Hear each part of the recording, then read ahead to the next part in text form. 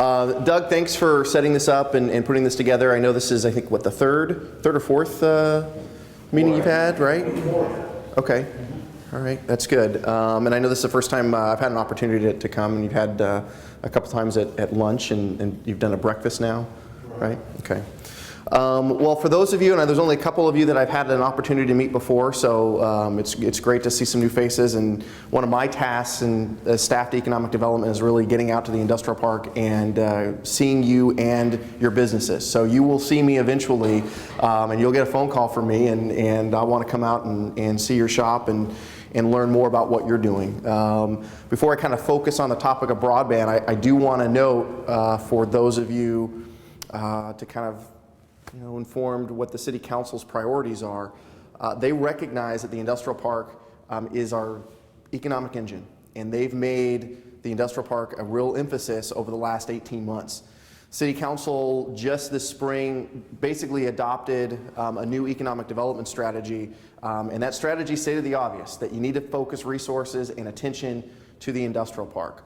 And so this segues into broadband as a single most important priority that the city has placed for the industrial park, right next to our roads and infrastructure in the park, which is in constant need of attention and work. Well, that's a good question. At this point, from where I don't care. From where I stand today as staff, I don't care if it's going to be city or somebody else. Well, is it common for a city to do that? No, it's not. No, the utility's going to do that. Correct. Now, cities have done that in different places. At this point, I don't have an answer to that question because my task right now is just to solely get the fiber here. Who owns it and how it's operated, we'll cross that bridge later. The question is, will AT&T put in the fiber optic in your conduits? Well, the answer to this question, they have in other communities. We have to, and that's one of the things that Steve's doing, is looking for locations where they can actually put it in. And once we have that information, then we're going to go to them and say, okay, this is what we found. This should be able to reduce your. The city's leveraging the dollars that we've committed. Can we get a project? Right now, we're just kind of collecting the information so people can actually put down specific costs. So we're not just in the $1 million ballpark, but we can actually look and kind of divide the industrial park into different areas and say, okay, some are in greater need than others, or it's going to be a little easier than others. And then it may come to the point where, all right, you then go to that business cluster and say, this is the gap that we need. Are you able to assist in the effort? We're not there yet, Jack, so I can't, that is a possibility, but we're trying to get the data right now. Well, he's working with Public Works. Actually, he's just finished a ride-along with our Public Works staff to look at all the city connections. They don't have some big map that just tells them? No. They didn't, it wasn't that explicit in the report. So I would say yes, right? You have $2 million and then you're ready to go, but it was really just a kind of a rough estimate from the report. So what we're trying to do now is actually get real specific. That has never really been discussed. In part, I think there's a reluctance to go back into the industrial park and ask the businesses for a fee or an assessment. It's a possibility, and it may, once we get the information and find out how far we are, that may be, to Jack's point, have you gone to the businesses? And I've thought about it more in smaller clusters. You're asking on a more holistic approach of saying, all right, industrial park, this is a project. Are you willing to support it? I think really the city wants to take the effort of this is infrastructure and this is a public project, if you will, and that the city needs to support that. But it may be, if it comes to having a project or no project, that may be the final answer. City elected officials and city staff were certainly reluctant to go into any community, especially the businesses, and say, okay, well, we want to assess another fee or tax on you.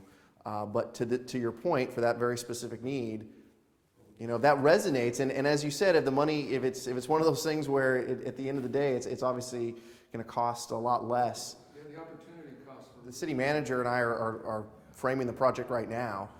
Well, I'll talk about how we're going to pay that back. Yeah. All right. Yeah. So I'll explain how we're going to pay that back. So I want to have that really as, we're not going to use it for any more studies. This is to actually pay, you know, the actual construction costs. For the cost of the fiber, the cost of the conduit, that's construction money.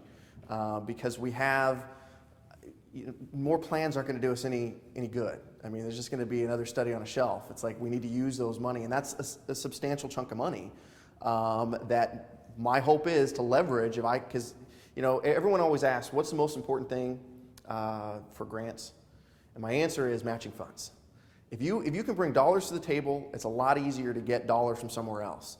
And there's state money from the PUC, millions of dollars for their internet broadband connectivity projects that we are ripe for. And so now it's like I'm armed with these dollars to say, okay, you know, match it, state of California, so that, you know, we can put this project together. My point is if it's too expensive and doesn't make economic sense for a carrier and company to do this with no public assistance, then what happens if we change the formula? What happens if we bring 850 to the table, or we put 1.5 on the table? How does that shake out?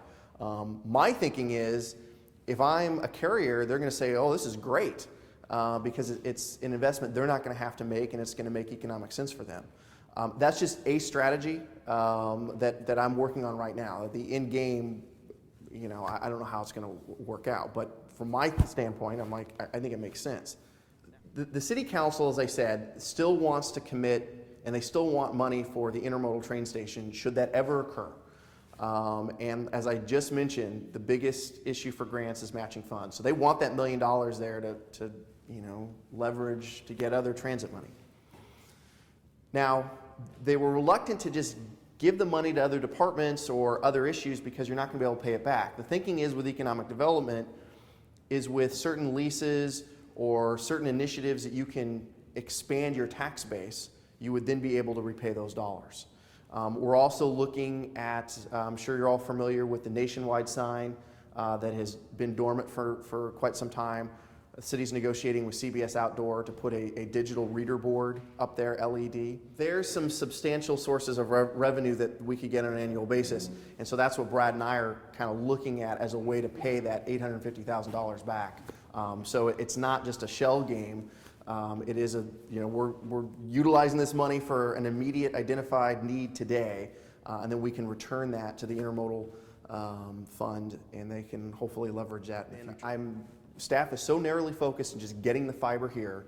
We haven't really bridged the operation yet. It's a point not lost on us, and we certainly want to make sure that if you have public money that's invested in this project, that there's going to be a public good that results from it. But right now, we've been so focused on just getting the fiber here and getting those resources.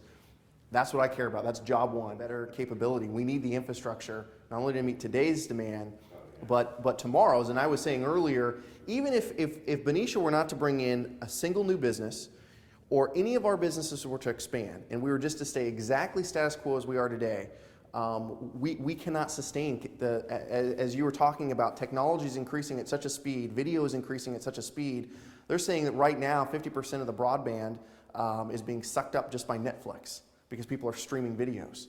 And so and hospitals are taking up a great amount of broadband. Not an issue really for our industrial park, but for surrounding areas, it's a major issue. Actually, that's the discussion of tomorrow's topic at the East Bay Broadband Consortium. But it is, you know, to your point, we have to provide that infrastructure. And I understand what you're saying about DSL, but you need to think of broadband as that's the freeway, right? And we have to build that freeway into the industrial park in order to, you know, meet current demand and future demand.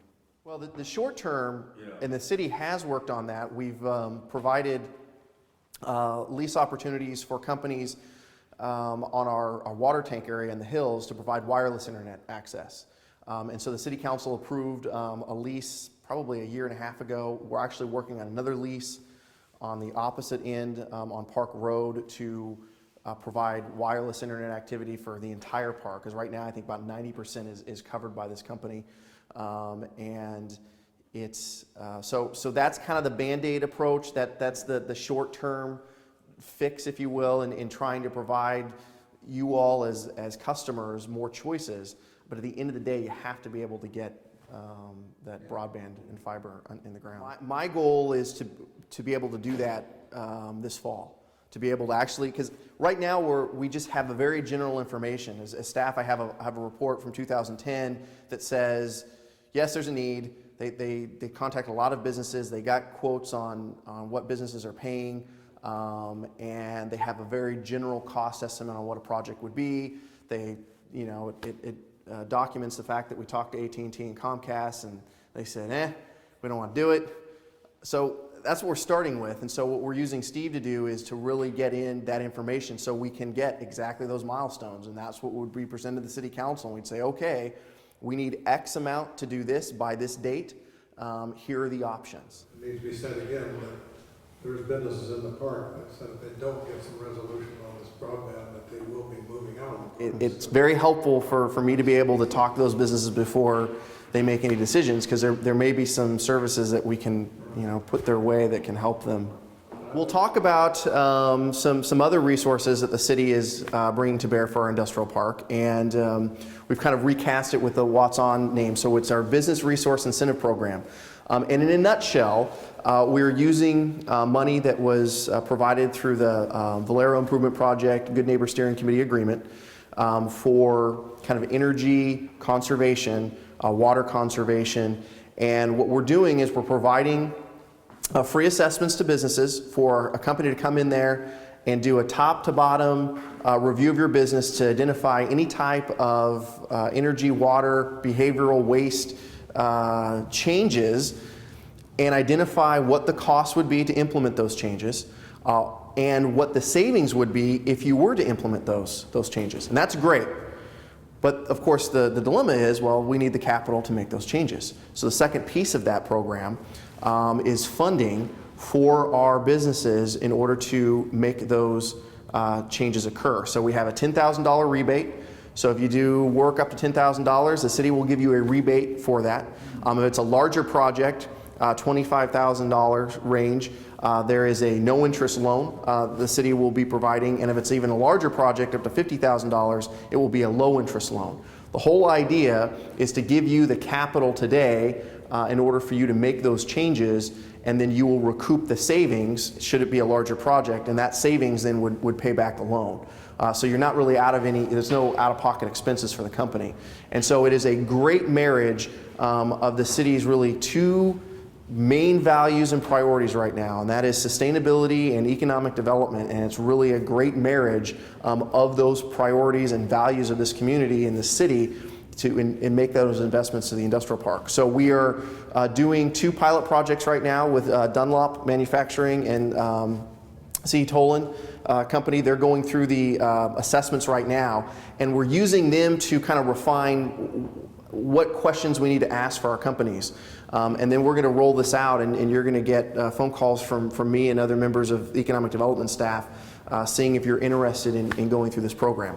Certainly voluntary, but it's something that we want to provide those resources to our businesses. And it's just limited to the industrial park.